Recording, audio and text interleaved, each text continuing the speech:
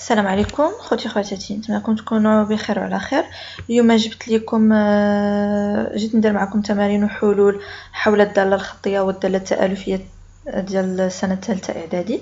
كنت ديجا درت لكم هاد الدوال الخطيه والتالفيه، درت لكم ديجا الدرس، ودابا هندير لكم تمارين وحلول. اللي خصكم تعرفوا بان هاد الدرس وهاد التمارين راهم صالحين للسنه الثالثه اعدادي وحتى السنه الاولى ثانوي اللي هي 5 اني. المهم نبداو على بركه الله. المهم دابا جبت لكم واحد التمرينات نحاولوا نخدموهم اونصومبل. التمرين الاول التمرين الاول كيقول لتكون اف الداله الخطيه المعرفه بما يلي. عندنا اف واحد الداله خطيه معرفه بما يلي اف دو اكس كتساوي لنا ناقص جوج مضروبه في اكس. شنو قلنا في الدرس؟ قلنا بان الداله الخطيه كتكتب على شكل اف دو اكس كتساوي لنا ا مضروبه في اكس. وقلنا عاوتاني في الدرس بان التمثيل المبياني ديال الداله الخطيه هي الداله اللي كتمر من مركز، هي واحد المستقيم كيمر من مركز ديال المعلم المتعامد الممنظم. هادشي اللي قلنا في الدرس على الداله الخطيه. دابا شنو هما السؤال الاول؟ اش كيقول؟ قالوا لنا احسب اف ديال جوج واف ديال ناقص 5 واف ديال صفر واف ديال جذر جوج على جوج. دابا حنا باش نحسبوا هذا الشيء شنو غنديروا؟ غنعوضوا العدد اكس، غنعوضوه مثلا في الحاله الاولى غنعوضوه بجوج.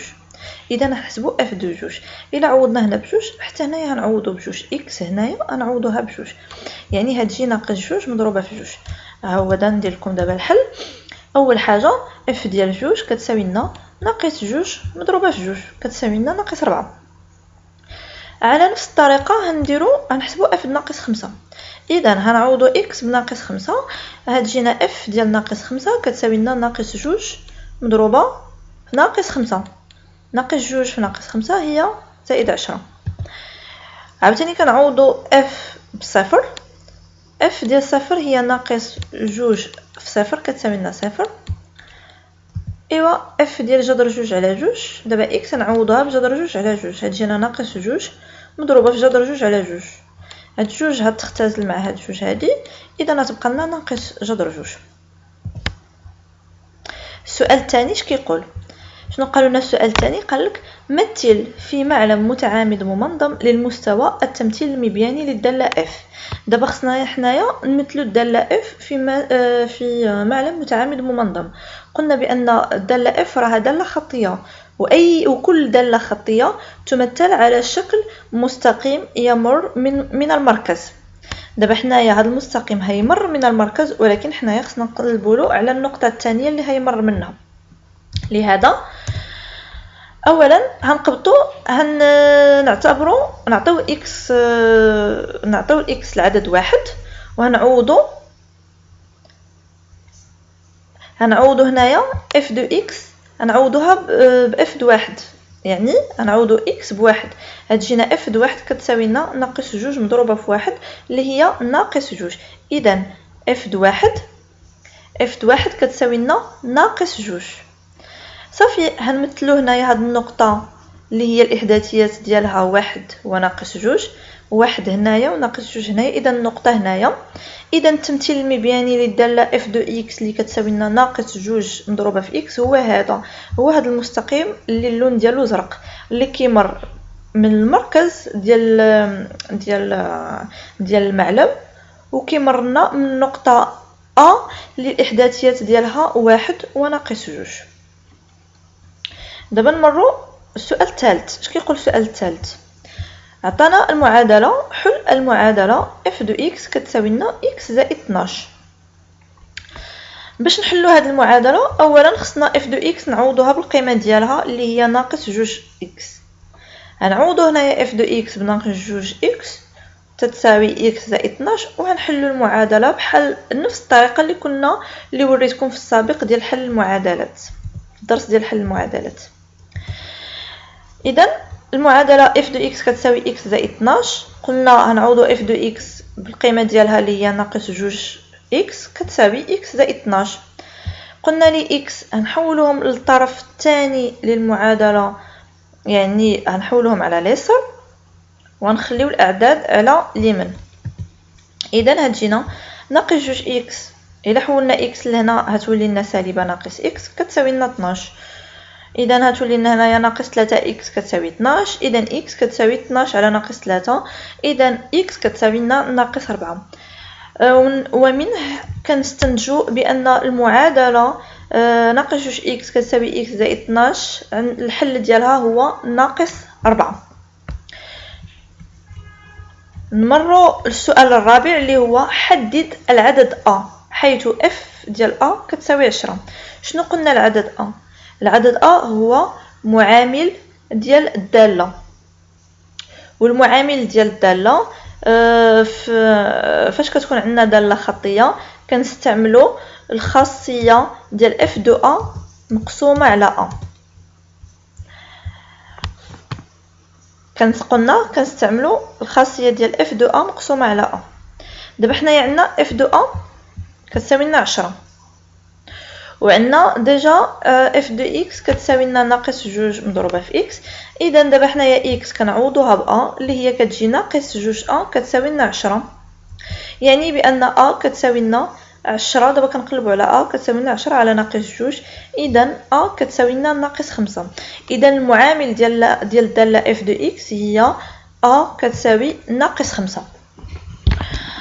نمروا دابا للتمرين الثاني اللي كيقول بان نعتبر دالتين خطيتين اف و جي المعرفتين بما يلي: اف دو اكس كتساوي لنا 11 اكس، و جي دو اكس كتساوي لنا ناقص 6 مضروبه في اكس. نعتبر السؤال الاول، نعتبر الداله اش حيث اش دو اكس كتساوي لنا اف دو اكس زائد جي دو اكس. كيقولوا لنا بان بين ان اش داله خطيه.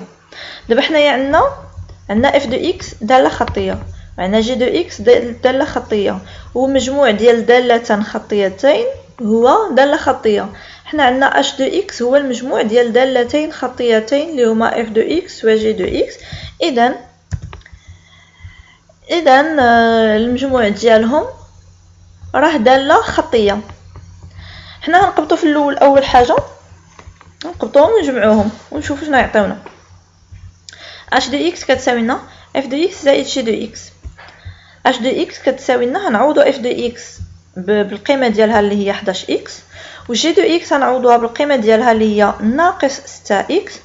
اذا 11 اكس ناقص 6 اكس كتساوي لنا 5 اكس. اذا اش دو اكس راه تتساوي لنا 5 مضروبه في اكس. اذا اش دو اكس كتكتب على الشكل ا اكس. اذا كتكتب على الشكل الداله الخطيه. اذا ومن فإن الداله اش راها داله خطيه. نمروا للسؤال الثاني، نعتبر الداله بي حيث بي اكس كتساوي لنا اف دو اكس مضروبه في جي دو اكس. دابا عندنا الداله بي هي الضرب ديال دالتين خطيتين. السؤال الف، بسط بي اكس. حنا عندنا بي اكس هي اف دو اكس مضروبه في جي دو اكس. اذا هنديروا الضرب عادي. اف دو اكس نعوضوها بالقيمه ديالها اللي هي 11 اكس، و جي دو اكس نعوضوها بالقيمه ديالها اللي هي ناقص 6 اكس. اذا 11 اكس في ناقص 6 اكس هي ناقص 66 اكس مربع. احنا جاوبنا على السؤال الف. سؤال باء، احسب بي ديال واحد مقسوم على واحد. اذا شنو غنديرو هنايا؟ غنديرو اكس غنعوضوها بواحد، غنستعملوا هاد الداله هذه اللي هي بي دو اكس كتساوي لنا ناقص 66 اكس مربع. اذا غنعوضوها غنعوضو اكس بالواحد. اذا بي ديال واحد كتساوي لنا ناقص 66 في واحد اللي هي ناقص 66 مقسوم على واحد تتساوي ناقص 66. عاوتاني غنحسبوا بي ديال جوج مقسوم على جوج. اذا غنديروا بي ديال جوج غنعوضوا اكس بجوج، غتولي لنا بي جوج على جوج هي تتساوي ناقص 66 مضروبه في 4، يعني مضروبه في جوج مربع لان اكس عوضناها بجوج، مضروبه بجوج مربع اللي هي 4 ناقص 66 مضروبه في 4 على جوج تتعطينا تتساوي ناقص 132. السؤال جيم، احنا حسبنا بي واحد على واحد وحسبنا بي جوج على جوج. السؤال جيم شنو قالوا لنا؟ هل بي داله خطيه؟ دابا هما تيسولونا واش بي داله خطيه ولا لا. باش حنا نعرفوا بان واش داله خطيه ولا لا، خصنا نقارنوا هاد بي ديال واحد مقسومه على واحد نقارنوها مع بي ديال جوج مقسومه على جوج. شنو هاد بي واحد على واحد؟ راه هي المعامل ديال الداله، ونورمالمون الداله الخطيه عندها معامل واحد، يعني عنده نفس القيمه. واخا نبدلوا الطريقه ديال الحساب ديالو ولا نعوضوا اكس بشي عدد، راه تتكون ديما المعامل اللي هو المعامل هو ا كيكون عنده نفس القيمه.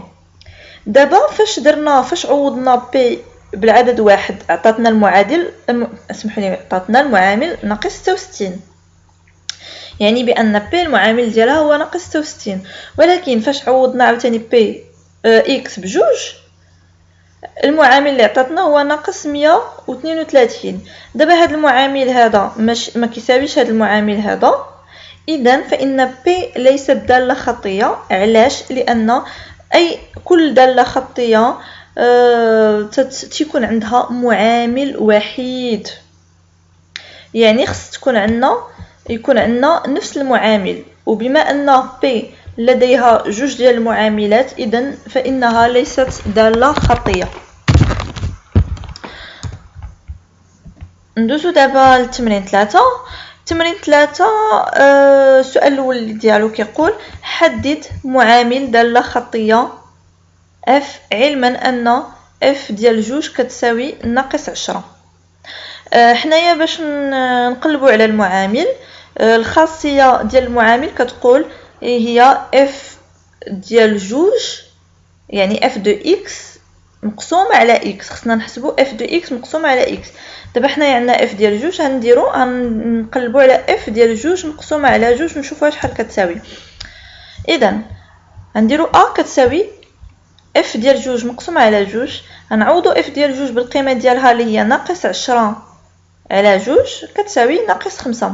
اذا الداله اف المعامل ديالها هو ناقص 5، ونقدروا نكتبوها على شكل اف دو اكس كتساوي ناقص 5 مضروبه في اكس. مفهوم؟ دابا نمروا للسؤال الثاني اللي هو كيقول حدد معامل داله خطيه جي علما ان تمثيلها المبياني يمر من النقطه ا للاحداثيات ديالها ناقص 3 ناقص 12. دابا خصنا نقلبوا على المعامل ديال هاد الداله. ديجا عطينا النقطه ا شحال كتساوي. الا عطاونا النقطه ا يعني اكس كتساوي لنا ناقص 3 و اف دو اكس اللي هي اف ديال ناقص 3 كتساوي لنا 12. اذا غنديروا نفس الطريقه. اسمحوا لي ماشي اف، دابا الداله عندنا جي، يعني عندنا اكس كيساوي لنا ناقص 3 و جي ديال ناقص 3 كتساوي لنا ناقص 12. اذا حنايا غنديروا نفس الطريقه اللي درناها هنايا الاف، غنديروا ا كتساوي لنا جي ديال ناقص 3 على ناقص 3 و جي ديال ناقص 3 راه هي ناقص 12 على ناقص 3 تتساوي لنا 4.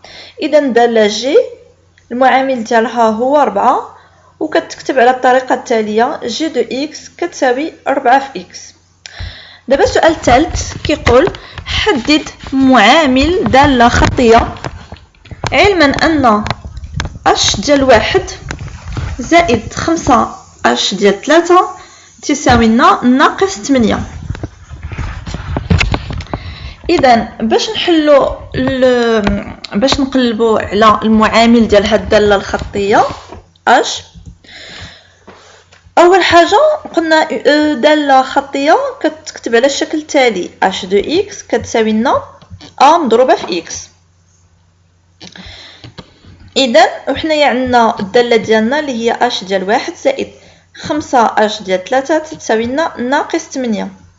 يعني اش كيعني هذا الشيء؟ يعني عندنا هنايا اش ديال واحد راه هي ا زائد 5 مضروبه في 3 ا كتساوي لنا ناقص 8. صافي هنايا تولي لنا بحال المعادله اللي هي ا زائد 15 ا تتساوي ناقص 8 ومنه فإن 16 ا كتساوي لنا ناقص 8. اذا ا كتساوي ناقص 8 على 16، اذا ا كتساوي لنا ناقص 1 على 2. وبالتالي فإن الدالة ديالنا اللي هي اش دو اكس كتكتب على الشكل التالي: ناقص 1 على 2 مضروبة في اكس. نتمنىكم تكونوا فهمتوا هذا الشيء كيفاش تحسبوا معامل ديال الدالة الخطية. دابا اسمحوا لي نمروا للتمرين 4 اللي هو تيقول أي من المستقيمين في الشكل جانبه يمثل تمثيل مبياني للدالة الخطية. علل جوابك. عندنا قالوا لنا فهاد عندنا جوج مستقيمين اللي هما المستقيم دلتا اللي هو بالازرق والمستقيم دي اللي هو بالاحمر. شنو السؤال؟ قالوا لنا شكون هما فهاد المستقيمين هذا اللي كيمثل لنا الداله الخطيه. حنا شنو قلنا؟ كل داله خطيه تمر من مركز المعلم.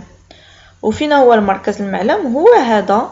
وعندنا دي المستقيم دي هو اللي كيمر من مركز المعلم، ولكن المستقيم دلتا ما كيمرش من مركز المعلم. اذا الداله الخطيه هي ممثله بالمستقيم دي اللي مرسوم بالاحمر. السؤال الثاني اللي هو كيقول حدد معامل هذه الداله الخطيه. باش نحددوا معامل هذه الداله الخطيه خصنا نقلبوا على نقطه في هاد الداله. مثلا نشوفوا النقطه مثلا 4 1 2 3 4 هاد النقطه 4 اكس. الا كانت عندنا اكس كتساوي لنا 4 y ديالها كيساوي لنا ناقص 2. الا خرجنا اف ديال 4 كتساوي ناقص 2. اذا باش نحدوا معامل هاد الداله الخطيه غنديروا اف ديال 4 مقسومه على 4 و اف ديال 4 مقسومه على 4 كيساوي لنا ناقص 2 على 4 تساوي لنا ناقص 1 على 2. اذا معامل الداله الخطيه اللي ممثله بالمستقيم دي هو ناقص 1 على 2. هذا هو المعامل ديال الداله الخطيه. نتمنىكم تكونوا فهمتوا هاد الداله الخطيه. المهم ان شاء الله الحصه الجايه غندير لكم تمارين على الداله التالفيه باش حتى هي تفهموها اكثر، تعرفوا كيفاش ترسموها مبيانيا وتعرفوا كيفاش تحسبوا المعامل ديال الداله التالفيه ان شاء الله. المهم ما تنساوش بارطاجيو هاد لي فيديو مع الاصدقاء ديالكم باش تعملوا الفائده. وإلا عجبكم الفيديو كليكيو على لايك وتابوناو في لاشين باش يوصلكم كاع اللي الدروس اللي كنحطهم جدادين. المهم الله ينجحكم والله يعاونكم ان شاء الله، والفيديو القادم ان شاء الله يا ربي.